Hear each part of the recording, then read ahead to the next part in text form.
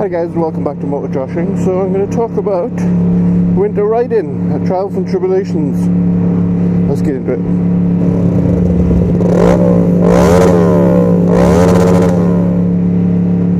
So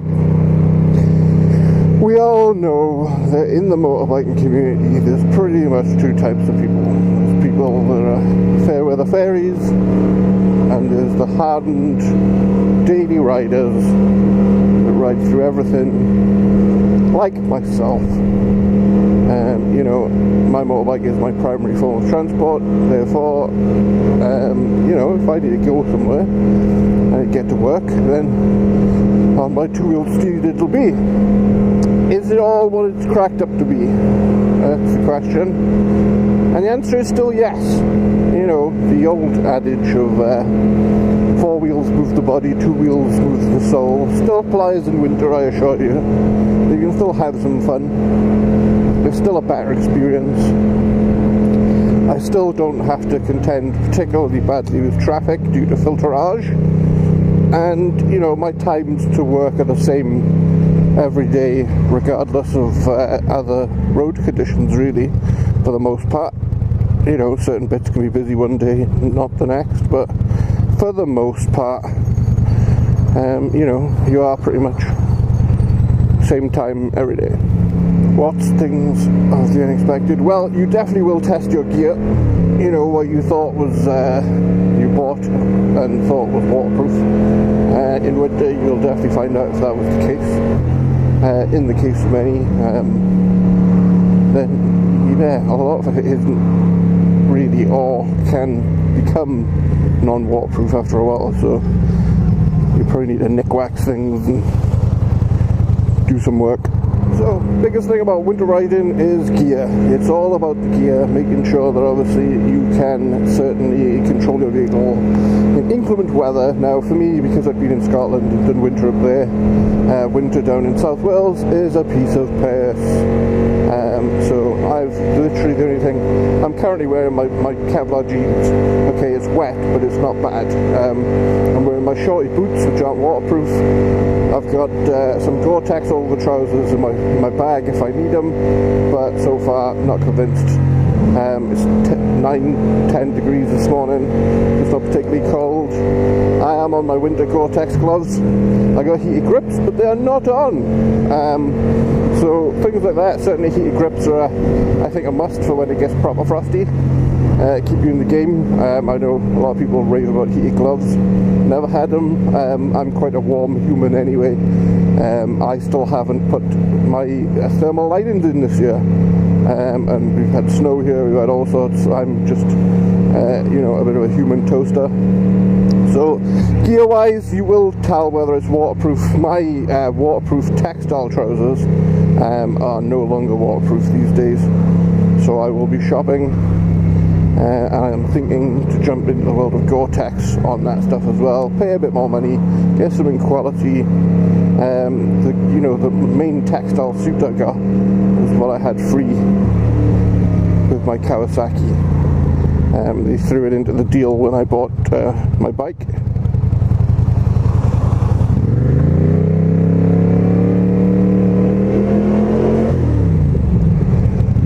How delivery drivers think this shit is like fine to do is bonkers. You have to get to work. You don't get to just fucking apply your stuff. There's places you to fucking drop off everywhere else. Anyway, back to the point. So, as long as you got decent gear, then the cold, you know, the wet, that kind of stuff won't bother you. What's the little things you don't think of? Well, the amount of spray you get in winter is way worse. You know, dirty road surfaces, slimy, grimy, obviously salt, corrosion. Like, I have to clean my visor like every 4 seconds. Even just from water droplets or whatever.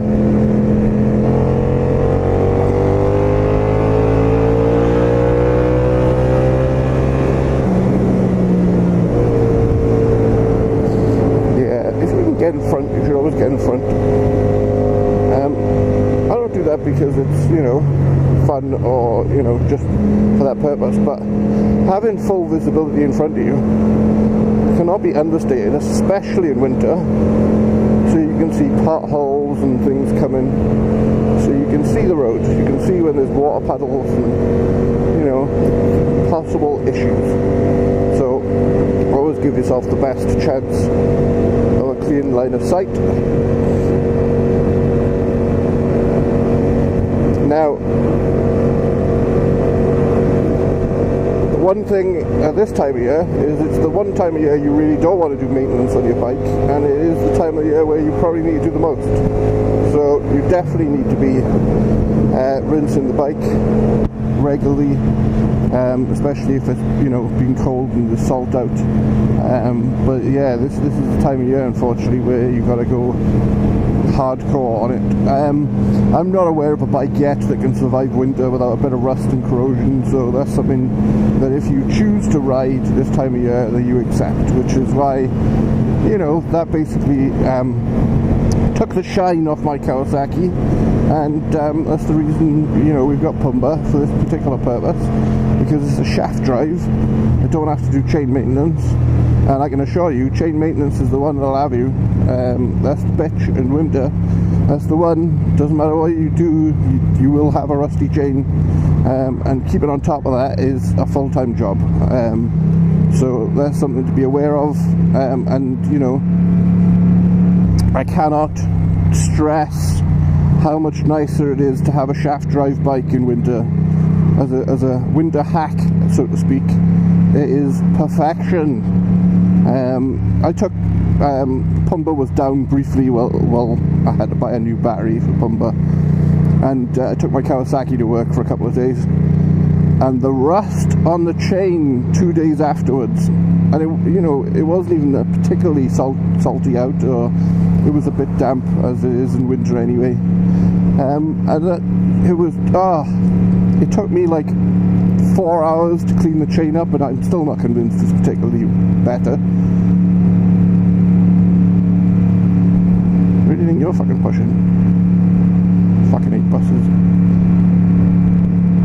So, maintenance, certainly brake calipers are another area which I know in winter become problematic. So you definitely need to know how to clean your brake calipers if you ride in winter, for sure. Dalboy's Garage did a really good video on that, so I'll link that in the description. But you're probably going to do that mid-cycle at some point in winter. Now, in winter, when you've got a bit of water on your visor, my best advice is, unless you're going a very, very long way, don't wipe your visor, okay? I say that because it'll smudge grease all over the place, and it'll be way worse than just the way the oil sits on the visor. I've got this coating stuff that I got at the bike show as well. I put that on the visor, and that helps a little bit to bead some of the water, but it's not perfect. The other obvious stuff, you definitely can't go as fast because of winter sludge, because of, you know, potholes, things like that, so you do have to take it a bit easier. You'll be doing no particular hard banking in corners. It's just very calm, very tame, very precise. It's just about being smooth, which is, you know, generally what you're supposed to be trying to do anyway, but I mean, smoother than smooth. And that's the name of the game, is in winter being smooth. You definitely won't get away with accelerating hard on corners if you go over a manhole or anything like that. Even then, on frostier days, you have to be aware of that the back end might kick out, and you have to know how that feels. So either you get good practicing on gravel, of just kicking the back end out as you accelerate, or off-road, for sure. I had a childhood off-road, my motorbike up in the fields and things, and so I'm quite used to the fact that the back end can step out, and I'm used to controlling how that steps out as well, so that's also something to be aware of. Overtaking opportunities are going to be less in winter, especially when it's dark, because it's harder to tell the distances between vehicles. So you really do have to chill your tits in winter. But the biggest thing is just the fact that, you know, it's winter. You're going to have more rain, more inclement weather, more high winds, and things of that ilk. So if you're not used to riding in high winds, then that's another factor to contend with. You definitely need to have good balance and know where the kind of wind pitches are in your area. There are certain places where, you know, as the road gets more open, you're more vulnerable to the wind, and, you know, as you come through tunnels or that kind of thing, sometimes you have to come out of the tunnel angling the bike at a particular angle, so that when the wind catches it, it puts you back upright. So that's something, as a technique, I do quite a lot. It's just a bit of more awareness, I guess. And it's just better to take it easy, really. That's what it kind of comes down to. The other aspects of it is all your gear is going to be stinking. The amount of road grime, the bike will be stinking, you'll be stinking. Unless you've got a couple of sets of gear, then the chances are, or you've got somewhere where you can really dry and clean this stuff, you know, properly, then the chances are you're going to be rocking around in quite smelly gear. Febreze will only take you so far, but at least try, you know, for the other people around you. But yeah, gear can be quite pongy this time of year, and you're probably not swapping bits out as much as you would. However, I've been managing to wear my jeans quite a lot through winter, really. I'm actually going to do a review on them shortly. But all in all, is it worth it? And the answer is yes. Don't get me wrong, there'll be a lot of people that will take trains or cars or whatever. For me, where I now work isn't really a place that I can take a train. Public transport sucks balls. I could take a bus, but I'd rather commit suicide. Yeah, I just don't like public transport. That's my own issue. It's my own thing. But it's still definitely worth, you know, the long term. And I think it's healthier for your mind as well. You know, winter can be quite a depressing time when it's dark and all the rest of it, and these kind of things keep your brain a little bit more active. And it also improves your riding for sure. Riding through winter, there's no doubt in my mind that riding through winter on, you know, adverse weather conditions or, you know, slimy, grimy roads improves your skills on a motorbike. So I think it's definitely something to do. I know a lot of people will say it's a young man's game, but I just think you just need better gear. That's what it all comes down to. Investment in good gear, I think, is the biggest thing if you're going to be winter riding, but don't forget the investment in maintenance, whether that's time or money on your bike. ACF50 is your friend, and expect to see some rust or corrosion if you are a winter rider. And unfortunately, you do have to keep on top of maintenance. It's not like summer where you can get away with, you know, maybe even a couple of weeks or a month of not cleaning the bike. In winter, that'll soon show real bad. But you know, if your bike is a tool for the purpose of transport, then that might be a sacrifice you're willing to go for. But you know, if you're buying a shiny new bike for winter riding, I would actually advise against it.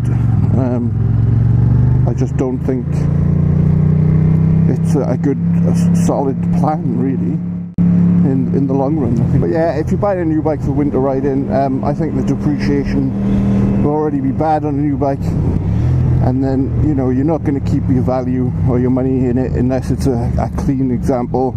And trying to keep a bike clean, where you're not going to have corrosion, unless you plan on basically doing a almost nut and bolt replacement, but your discs will inevitably look like shit as well. It's just a hard thing to keep on top of in winter if you're trying to keep something perfect. So unless you want to spend more time cleaning it than riding it, I just don't advise doing it. So a winter hack is probably the best way, or just an older bike, you know, an old commuter. Certainly the, you know, GBZ 500s and Bandit 600s and things like that that people buy just for commuter hacks are definitely the way to go. Anyway guys, let me know if you're a winter rider or you're going to just save it till spring, and if there's any hints and tips that I missed or advice, by all means put it in the comment section to help other people out. I'll catch you in the next one guys. Bye bye.